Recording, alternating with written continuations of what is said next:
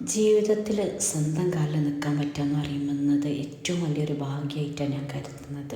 ഞാനേ എന്നല്ല, പല ലേഡീസും അങ്ങനെയാണ് കരുതുന്നത്. കാരണം മറ്റൊന്നല്ല, നമ്മൾ മറ്റുള്ള ഒരാളെ ഡിപ്പെൻഡ് ചെയ്ത് ജീവിക്കുന്ന സമയത്ത് കൂടുതൽ നമുക്ക് ആവശ്യമായിട്ടുള്ള ഒരുപാട് കാര്യങ്ങൾ നമ്മൾ വേണ്ടാന്ന് വെക്കേണ്ടി വരും.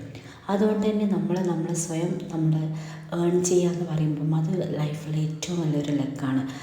നമ്മൾ ചെറിയ ചെറിയ ബിസിനസ്സുകളാണെങ്കിലും നമ്മൾ ഏൺ ചെയ്യുന്ന സമയത്ത് നമുക്കുണ്ടാകുന്ന ഒരു സാറ്റിസ്ഫാക്ഷൻ ഉണ്ട്.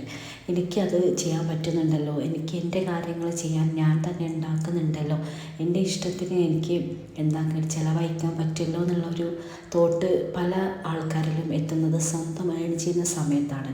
ആ ഒരു പ്രൗഡ് മൊമെൻ്റ് എന്ന് പറഞ്ഞാൽ ഏറ്റവും വലിയൊരു ലക്കായിട്ട് തന്നെയാണ് പലരും കാണുന്നത് കേട്ടോ.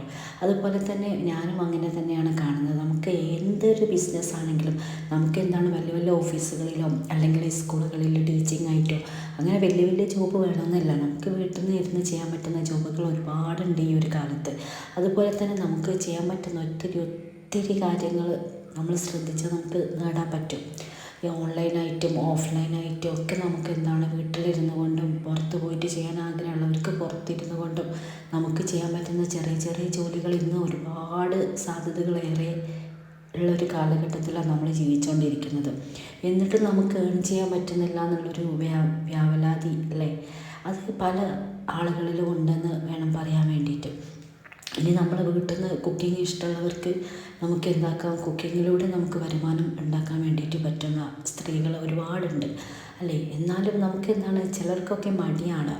ഈ ചെറിയ ജോബ് ചെയ്താൽ ആളുകൾ എന്ത് വിചാരിക്കും, എനിക്ക് കുറച്ചുകൂടി നല്ലതല്ലേ, ഞാൻ കുറച്ച് പഠിപ്പുള്ളതല്ലേ, എനിക്ക് കുറച്ചുകൂടി ബെറ്ററായിട്ടുള്ള ജോബല്ലേ വേണ്ടത് എന്ന് പറഞ്ഞിരിക്കാതെ നിങ്ങൾക്ക് എന്ത് ചെയ്യാൻ പറ്റുന്ന ജോലി, നിങ്ങൾക്ക് ഏൺ ചെയ്യാൻ പറ്റുക എന്ന് പറയുമ്പോൾ ചെറുതും വലുതുമായ ജോലി എന്തായാലും നമുക്ക് പ്രശ്നമല്ല എന്നുള്ള രീതിക്കായിരിക്കണം. നമുക്ക് ഒരു സാറ്റിസ്ഫാക്ഷൻ കിട്ടണം, നമുക്ക് ഏൺ ചെയ്യാൻ പറ്റും, എനിക്കതിന് കഴിയും, എനിക്ക് വലിയ ജോബിനെക്കാട്ടിലും കുറച്ചുകൂടി ഈസി കൊണ്ടെടുക്കാൻ ചെറിയ ജോബാണ് ശരിക്കും നമുക്ക് മാനേജ് ചെയ്യാൻ ചെറിയ ജോബാണ് നല്ലത്. സ്ട്രെസ്സും സ്ട്രെയിനൊക്കെ കുറയ്ക്കാനും ഏറ്റവും ചെറിയ ജോബാണ് ഏറ്റവും ബെറ്റർ. എന്തായാലും നമുക്ക് ഈ സ്ട്രെസ്സ് ഒരുപാട് സ്വയം ജോബ് ചെയ്യുന്ന സമയത്ത് സ്ട്രെസ്സ് എന്തായാലും നമ്മൾ പിടികൂടുന്നുള്ളത് ഉറപ്പാണ്. എന്നാലും നമ്മൾ ചെറിയ ചെറിയ ജോബ് ചെയ്യുന്ന സമയത്ത് നമുക്ക് സ്ട്രെസ്സും സ്ട്രെയിനും ഒക്കെ ഹാർഡ് വർക്കൊക്കെ ചെറുതായിട്ട് മതിയായിരിക്കും. ഏതൊരു ജോബിനും ഹാർഡ് വർക്ക് മസ്റ്റാണെന്ന് നിങ്ങൾക്കറിയാമല്ലോ. അതുപോലെ തന്നെ നമുക്ക് ഒരു വിശ്വാസം വേണം, അതെനിക്ക് ചെയ്യാൻ പറ്റും എന്നുള്ളൊരു വിശ്വാസം, എന്നാൽ നമുക്കും നേടാം ഒരുപാട് നല്ലത്.